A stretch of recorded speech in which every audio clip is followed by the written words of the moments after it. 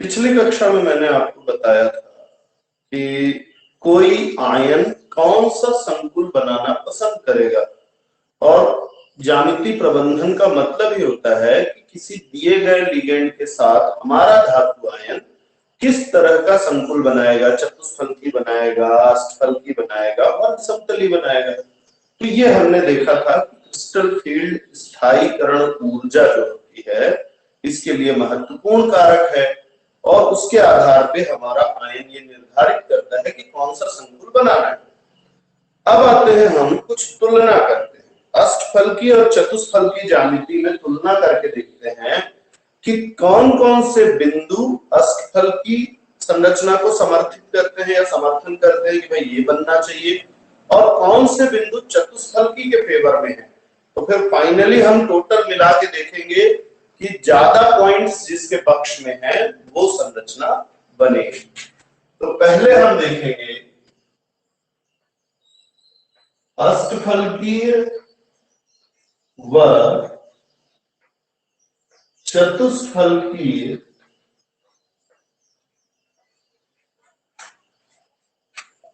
ज्यामिति की तुलना। ज्यामिति की तुलना, इसमें कुछ बिंदु हैं। जैसे पहला बिंदु है लिगेंडों की या लिगेंडों की संख्या। पहला बिंदु है लिगेंडों की संख्या।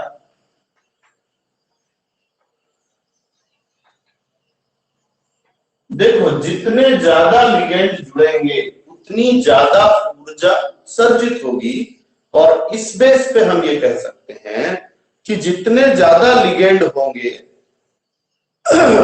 उतने ज्यादा बंध बनेंगे, जितने बंध बनेंगे उतनी ज्यादा ऊर्जा उत्सर्जित होगी। ऊर्जा निकल गई तो हमारे संकुल की ऊर्जा कम हो जाएगी और वो स्थायी हो जाएगा। तो अगर हम अष्टफलकी को देखें तो अष्टफलकी में होते हैं 6 लिगेंड और चतुष्फलकी में होते हैं 4 लिगेंड। तो स्वाभाविक तौर पे चतुष्फलकी में 4 बंध बनेगा तो कम ऊर्जा निकलेगी, अष्टफलकी में 6 बंध बनेगा तो ज्यादा ऊर्जा निकलेगी। लिगेंड की संख्या कहती है कि भाई अष्टफलकी संरचना ज्यादा बेहतर है। दूसरा, लिगेंड लिगेंड प्रतिकर्षण।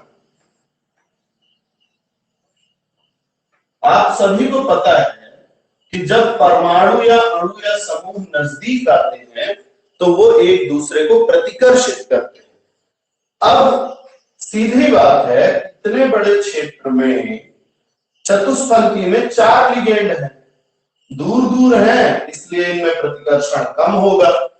तो चतुष्फलकी में प्रतिकर्षण कम है, जबकि अष्टफलकी में 6 लिगेंड है तो नजदीक हो गया, मामला नजदीक हो गया।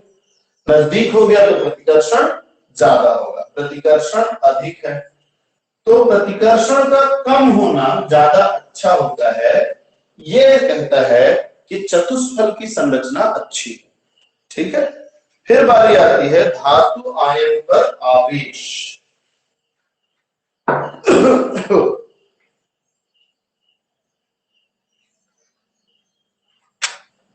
तीसरा, धातु आयन पर आवेश जो होता है ये स्थायीकरण ऊर्जा में वृद्धि करता है। यानी धातु आयन पर जितना ज्यादा आवेश होगा स्थायीकरण ऊर्जा भी उतनी अधिक होगी। अब चतुष्फलकी में चूंकि ऑलरेडी कम है, जैसे मान लो कि हम कहें 10% वृद्धि हुई, तो 100 रुपए अगर किसी के पास है तो 10% वृद्धि का मतलब हुआ 10 रुपए बढ़ गए उसके पास। पर किसी के पास अगर 10,000 रुपए है तो 10% का मतलब हुआ कि 1,000 रुपए बढ़ गए।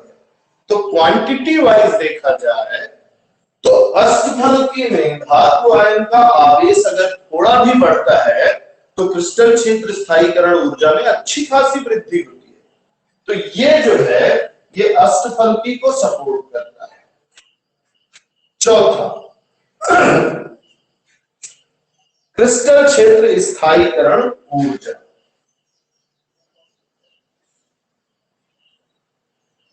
क्रिस्टल क्षेत्र स्थायीकरण ऊर्जा की बात करें तो इसकी गणना जब हम करते हैं तो ये जानना चाहिए कि डेल टेट्राहेड्रल बराबर होता है 4/9 डेल ऑक्टाहेड्रल, यानी कि विपाटन ऊर्जा जो है चतुष्फलकी के लिए अष्टफलकी की आधी होती है, तो उसकी स्थायीकरण ऊर्जा का मान भी इस हिसाब से कम होगा।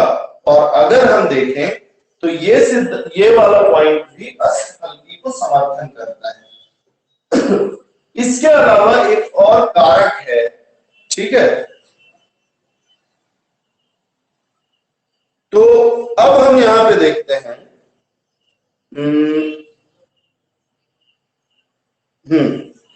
तो ये तो तुलना हो गई किसके किसके बीच में, अष्टफलकी और चतुष्फलकी के बीच में। अब हम तुलना करते हैं अष्टफलकी और वर्ग समतली के बीच में, अष्टफलकी और वर्ग समतली के बीच में।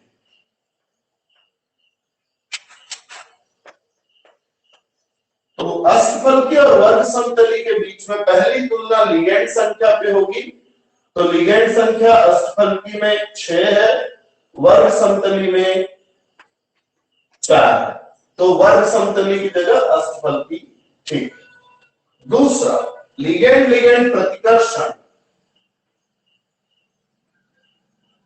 लिगेंड लिगेंड प्रतिकर्षण की बात करें तो अष्टफलकी में 6 लिगेंड है तो अधिक प्रतिकर्षण है, और वर्ग समतली में कम प्रतिकर्षण है, इसलिए ये संरचना, ये पॉइंट वर्ग समतली हो जाता है।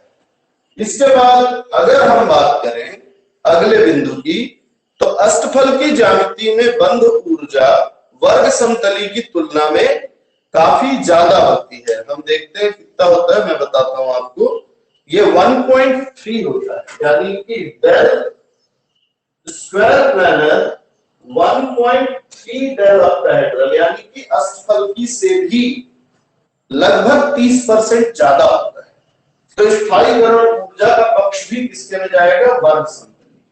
तो हमारे हिसाब से वर्ग समतली संरचना सबसे बेहतर संरचना है, फिर अष्टफलकी है और फिर चतुष्फलकी। तो ये तुलना होगी। अब बारी आती है क्रिस्टल क्षेत्र मापकों को प्रभावित करने वाले कारक, यानी विपाटन को कुल मिला के प्रभावित करने वाले कारक।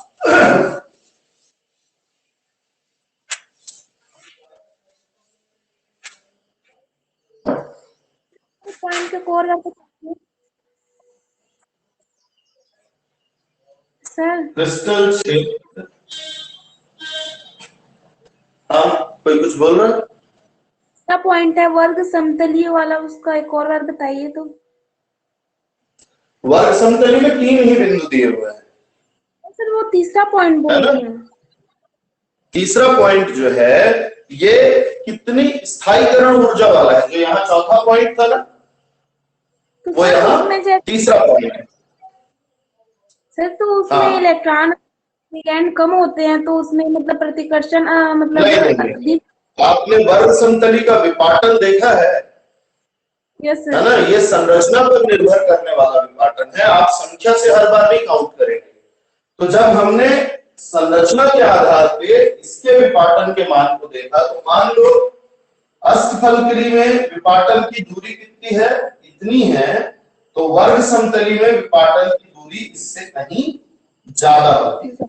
तो जितना ज्यादा विपाटन होगा, जब इलेक्ट्रॉन नीचे आएगा उतनी ज्यादा ऊर्जा को क्या करेगा, उत्सर्जित करेगा। जितनी ज्यादा ऊर्जा उत्सर्जित करेगा, स्थायीकरण ऊर्जा का मान उतना अधिक होता है।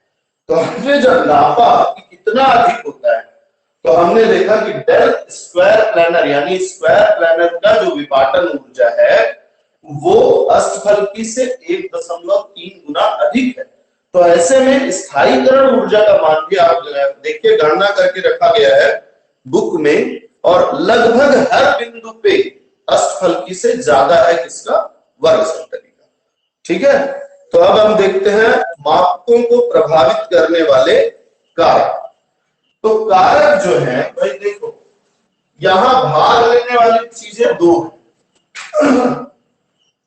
क्रिस्टल क्षेत्र मापकों को प्रभावित करने वाले कारक, तो कौन कौन से कारक होंगे हम देखते हैं। सबसे पहले हम धातु आयन की बात करें, धातु आयन का क्या प्रभाव पड़ता है। और धातु आयन सिर्फ धातु आयन नहीं, धातु आयन के आवेश का, उसके इलेक्ट्रॉनिक विन्यास का, बाकी चीजों का क्या प्रभाव पड़ता है। तो हम धातु आयन का प्रभाव देखेंगे। पहले धातु आयन का प्रभाव सबसे पहले देखते हैं कि समान धातु पर आवेश की भिन्नता हो। पहला पॉइंट है समान धातु पर आवेश की भिन्नता।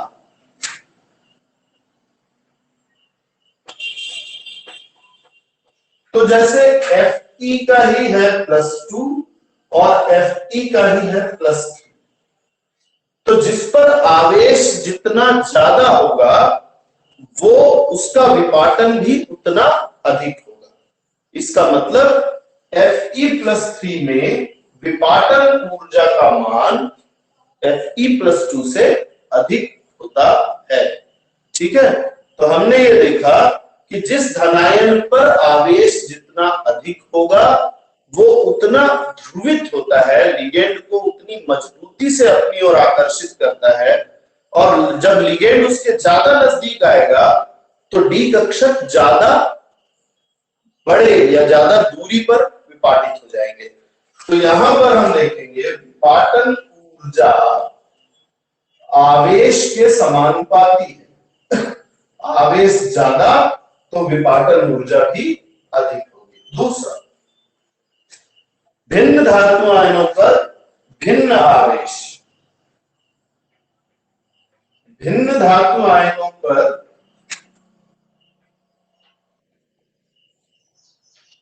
भिन्न आवेश,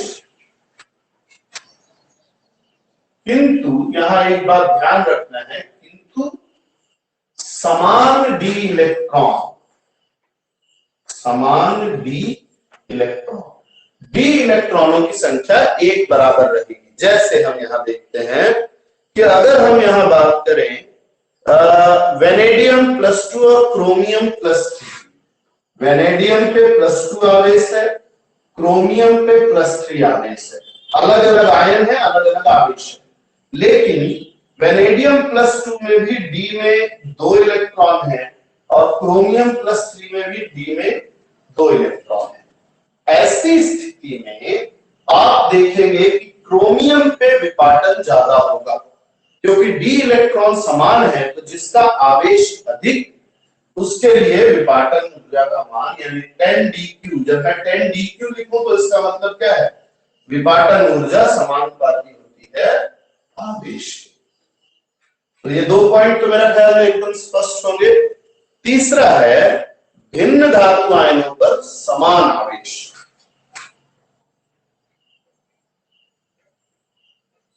भिन्न धातु आयनों पर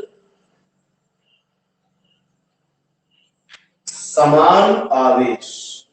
जब आवेश समान होंगे तो डी के इलेक्ट्रॉन क्या होंगे, अलग अलग होंगे, डी के इलेक्ट्रॉन अलग अलग होंगे। ठीक है तो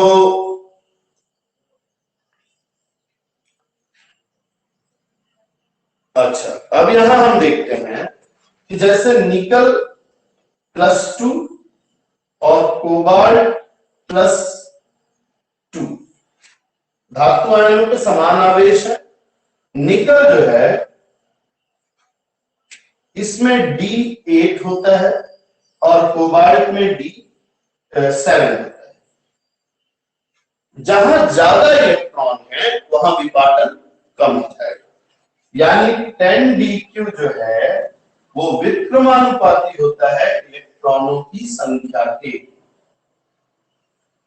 तो D में जिसके ज्यादा इलेक्ट्रॉन होंगे उसमें विपाटन कम हो जाएगा, विपाटन कम होने से स्थायित्व भी घटता है।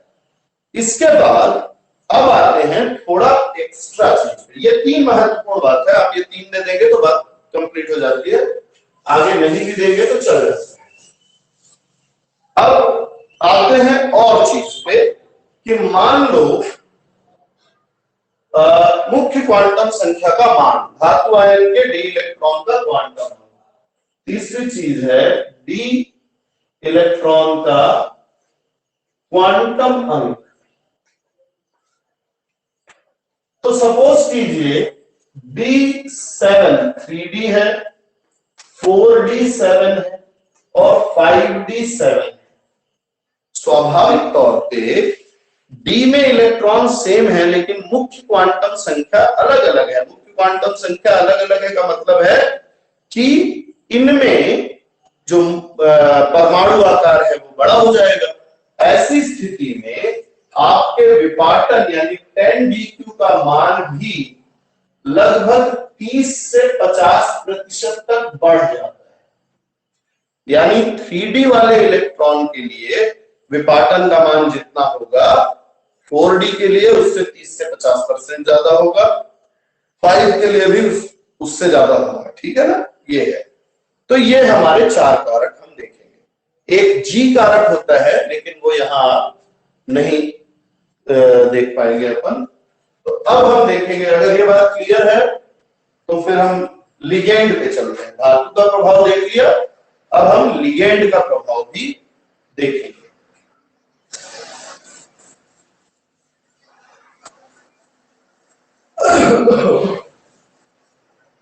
तो अब हम देखेंगे लिगेंड का क्या प्रभाव पड़ता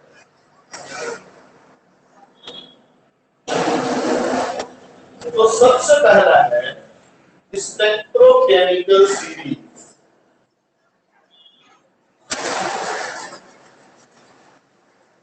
स्पेक्ट्रोकेमिकल सीरीज वास्तव में हमने अनेक धातु आयनों पर अलग अलग लिगेंड लगा के प्रयोग किया कि कौन सा लिगेंड होने पे धातु आयन में विपाटन ज्यादा होता है, कौन सा लिगेंड होने पे धातु आयन में विपाटन कम होता है। इस आधार पे एक प्रैक्टिकल सीरीज बनाई गई है, प्रायोगिक सीरीज है। ये हम ये नहीं कहते कि ये 100% सही है, पर ये प्रायोगिक सीरीज है। यहां आप देखेंगे तो कुछ बहुत स्ट्रॉन्ग लिगेंड है, जैसे साइनाइड में जैसे आपका कार्बोनिल ग्रुप है, साइनाइड है। इसके अलावा आपका दिया हुआ है मेथिल ग्रुप है, नाइट्रो ग्रुप है। ठीक है। इसके बाद अगर हम देख लें अमोनिया है। ये बेहद क्या है, ये प्रबल क्षेत्र लिगेंड है। जबकि इसके नीचे चले जाएं अगर हम तो H2O, इसके बाद आपका OH माइनस, इसके बाद फ्लोरीन, क्लोरीन, ब्रोमीन, आयोडीन, ये सब दुर्बल लिगेंड है। तो प्रबल लिगेंड विपाटन को बढ़ाता है, दुर्बल लिगेंड विपाटन को कम करता है। ये तो कॉमन सी बात है। इसके बाद हम देखते हैं संकुल की ज्यामिति। नेक्स्ट चीज डायरेक्ट आ गए हम इसके ऊपर, लिगेंड का यही असर है, संकुल की ज्यामिति। अभी अभी हमने डिटेल में पिछली क्लास और अभी पढ़ा संकुल की ज्यामिति का प्रभाव।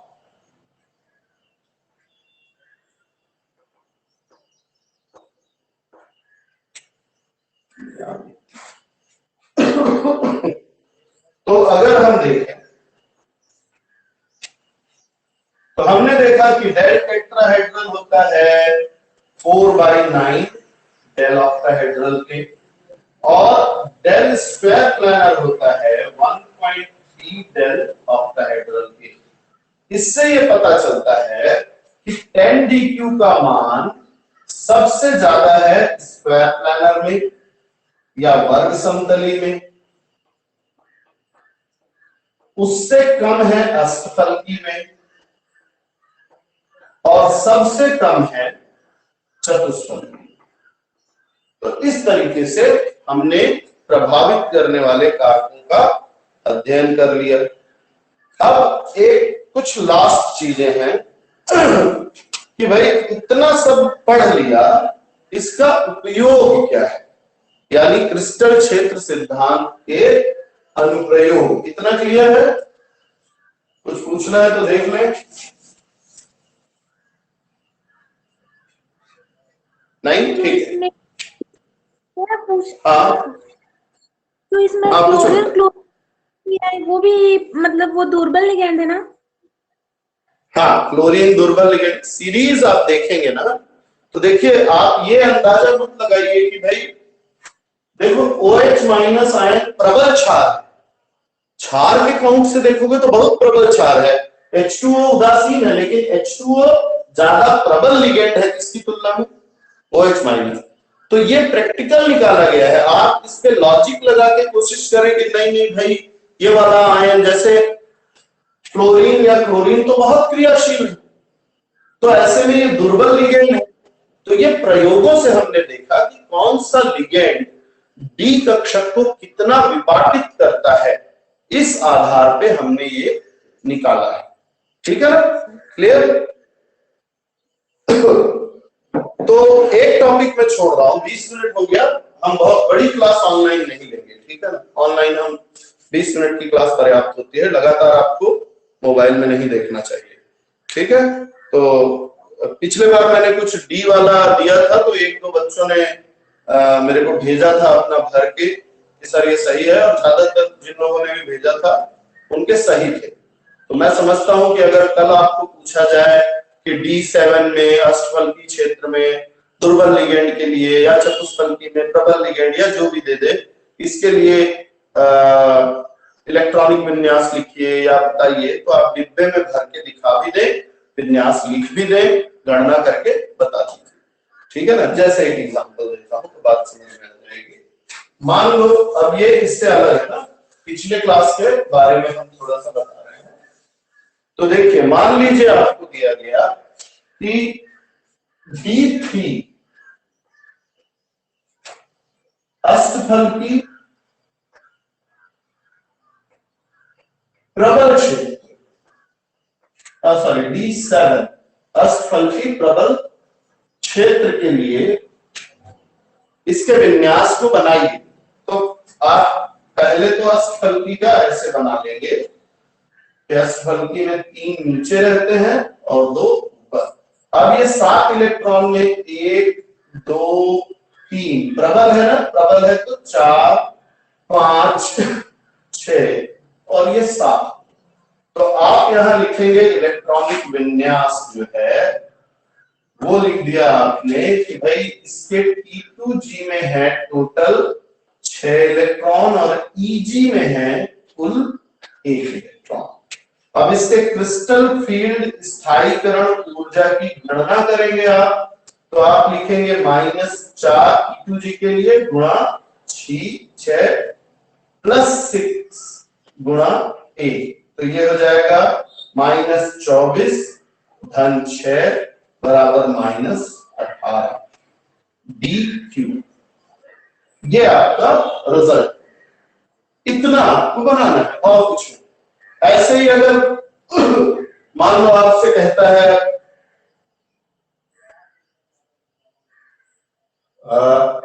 D5 दुर्बल क्षेत्र, अष्टफलकी नहीं क्या दे दे आपको, D5 दुर्बल क्षेत्र, तब क्या करोगे? तो सेम पैटर्न पे आप पहले विभाजन कर लेना।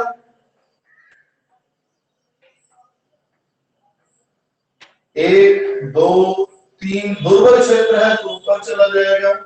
अब आप बताओगे विन्यास को कि T2G में हमारा 3 इलेक्ट्रॉन है और EG में है हमारे टोटल 2 इलेक्ट्रॉन।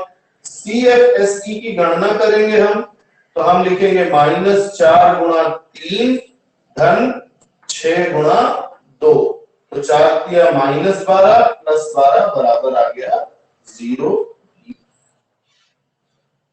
इस तरीके से आप किसी भी विन्यास को लिखेंगे एग्जाम में। ठीक है ना? बहुत खींचना नहीं है और कम चीजें भी नहीं देनी।